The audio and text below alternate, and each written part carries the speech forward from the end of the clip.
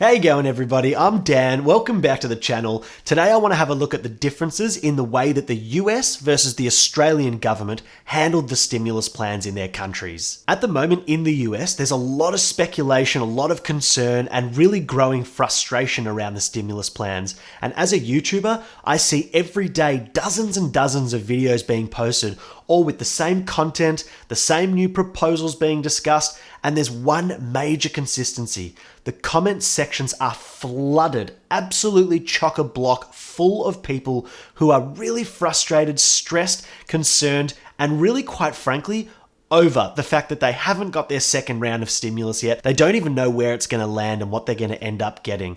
And that is the polar opposite to what's happened on the other side of the world in Australia, where I live, where the situation was handled really differently. So I want to have a look at that today and go over some of the different things that hopefully the USA can take from the Australians and implement into their own country. And for all my American viewers out there, I understand your frustration, I understand your concern, and I know you're getting to your wit's end. It's like the government's been dangling a fake carrot in front of you, just an endless temptation of new proposals. Which one will go through? Which one's the best for us? Will any of them go through? Have we even heard the one that will eventually go through? Trust me, I understand your pain. I really see the frustration in the comment sections. So let's look at it today. In Australia, the other side of the globe, within 2 weeks of it being called a national and a global pandemic, the second stimulus package was already released, called JobKeeper, and its design was to keep people not only being paid, but also keep as many as possible in the job. And so far it's helped thousands of businesses and millions of people. And by the way, this was all still in March. March 30th is when it was rolled out for the first time. And yet here we are, we're in June now, and we haven't even seen the second stimulus checks for America, and we don't even know what they're going to be. So what's the deal? Well, let's have a look at Australia's JobKeeper program, see how much it's helped the Australian people, and then we'll see if it can be replicated in America to help the American people.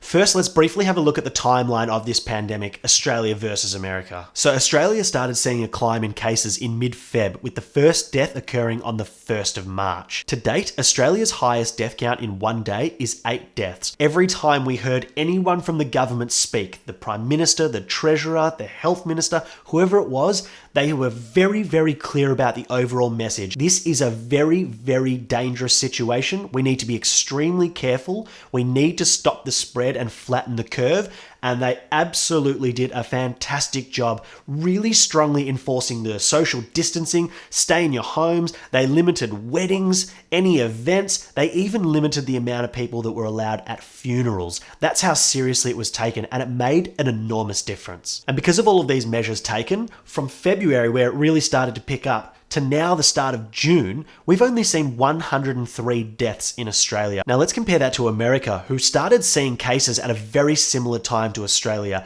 and at one point in mid-Feb, they actually had the same number of cases. The only difference is by March 19th, only a month later, they had more than 10,000 cases in America. And America's worst day, the highest tally of deaths, was 2,683 deaths in one day. And on over 54 days, they've had more than 1,000 deaths. Now, sure, at this point you might be thinking, Dan, they're totally different countries, different sides of the world with vastly different populations. Australia has 25 million people, while America has 330 million people. So how can you possibly compare those numbers? Let's do that right now. If you look at the data, America's had 5,346 cases and 312 deaths per million people that live in the country, compared to Australia's 281 cases and 4 deaths per million people. Now, as you can see, as a scale, those figures are so vastly different, and it's really sad to see. And it's only the first problem. Sure, it's by far the most devastating, but the economical side is also really traumatic, and that's what I want to have a look at today. And that's really what this video is mostly about, comparing the JobKeeper program to what America has been doing and what they potentially could do to adapt that to their country to suit their people. The goal of JobKeeper overall is very simple: help pay the Australian people and help Australian businesses pay their employees. And that figure is $1,500 per fortnight, which is every 2 weeks. I don't know if Americans use the word fortnight, but fortnight in Australia means every 2 weeks. So every 2 weeks, each employee will be paid $1,500 on behalf of the government. And that helps businesses keep their doors open, pay their staff, operate as per usual. It takes an enormous amount of pressure off their cash flow. Now, I'll show you a really quick clip of Josh Frydenberg, who's our treasurer, and I'll show you what he had to say about why they chose $1,500 as the price tag for this stimulus package. This $1,500 payment is a flat payment, as the Prime Minister said, and is the equivalent of around 70% of the median wage and represents about 100% of the median wage in those sectors most heavily impacted by the coronavirus, like retail, like hospitality and tourism.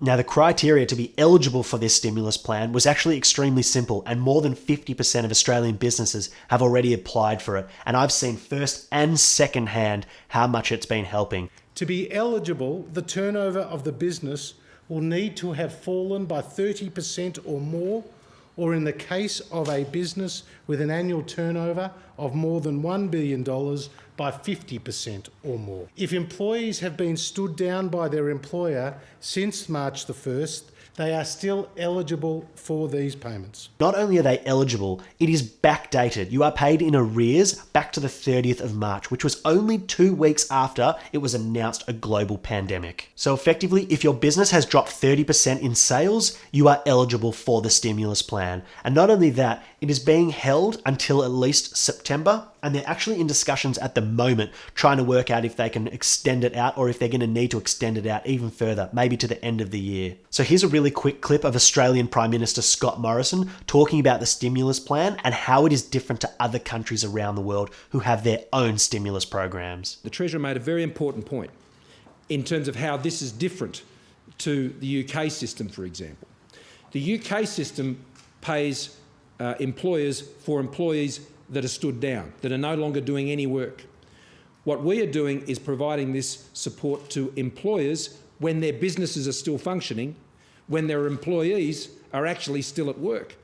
Our scheme is designed to actually keep people not just in pay, but in actual work, wherever that's possible. And it doesn't end there either. They're helping people out in the real estate sector, helping people with their loans, their home loans, business loans, paying their rent. They're trying to give people as much help as they possibly can to keep their lives manageable and as close to normal as is possible in these times. And here's where it gets ridiculous, because originally the plan was supposed to cost $130 billion to the government, and they overestimated it, overcalculated it, and it ended up actually costing only $60 billion. So less than half of the cost that they anticipated, which frees up a little bit of wiggle room to make some changes in different areas of the economy if need be. Super unfortunate mistake that worked out to be a super fortunate mistake.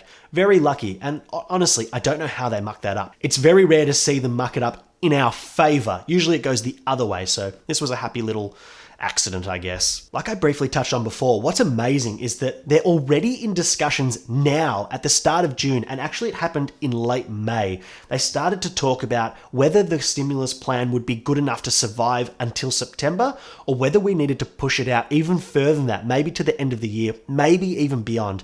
And those conversations are happening now, not right at the final finish line, right now when it matters, when we can calculate, work out all the things that need to be put in place. Is it feasible? All those things are being calculated months and months in advance, so that when we do get to the 11th hour, the decision will be much easier to make and all of the necessary groundwork has already been laid. And let me tell you one thing, as an Australian citizen, I have never heard so many people speak so highly about our government ever. We're just like you in America. We all fight Democrat, Republic, Liberal, Labor. That's Australia. And everyone has their own opinions and we're always fighting, and Liberals do this and Labor Party does this. It's no different to America. Everyone is on their own side of the fence. But at the moment, we are so unified in Australia, and everyone is on board and supporting what the government is doing, because they are very clearly not only trying to do the best for the country, but actively doing the best they can for the country, and it's making an enormous difference. For me personally, I call on dozens and dozens of small businesses every single day, and every day I am seeing secondhand the amazing impact that it's having on the country. It's having such an incredible impact on these particular businesses, helping them to pay their staff and keep their doors open and keep sales coming in, rather than just closing up shop, firing all their staff, increasing the unemployment rate. The opposite of that is happening. It is having an incredibly positive impact on the Australian people and Australian businesses. And that's exactly what the government implemented for a reason, and they absolutely nailed it. And that's not even to mention the fact that I've got family and friends who are sole traders. They run their own business and they've completely been put out of work, and they still were able to apply for the same stimulus. They still get the $1,500 per fortnight. And while for many of them it isn't as much as they would normally earn, it's something and it's enough. It gets them across the line, and then when things go back to normal, hopefully it all goes back to normal in terms of their own revenues, their own profits. But in the meantime, it allows them to live comfortably when otherwise they wouldn't have been able to work or make any income at all. Now, here is where the issue comes in. We are now in June, and America still hasn't seen their second stimulus check. They don't even know what it will be, how much it will be, what it will cover, how it will be implemented. If it will be implemented, there are countless proposals on the table. Every day it feels like a new proposal has been put in front of the American people, in front of the Senate. And what have the Senate done? They've taken a 3-week vacation. They thought, you know what, it's all too hard. We'll put it in the too hard basket. We'll get back to it after a nice, relaxing break. Who knows? They're probably on the beach, sipping mimosas. So disappointing for a people who really deserve so much more. There are so many people in America who are now jobless and struggling, and it is absolutely horrendous to see the government just tossing and turning and deliberating and all the dilly-dally.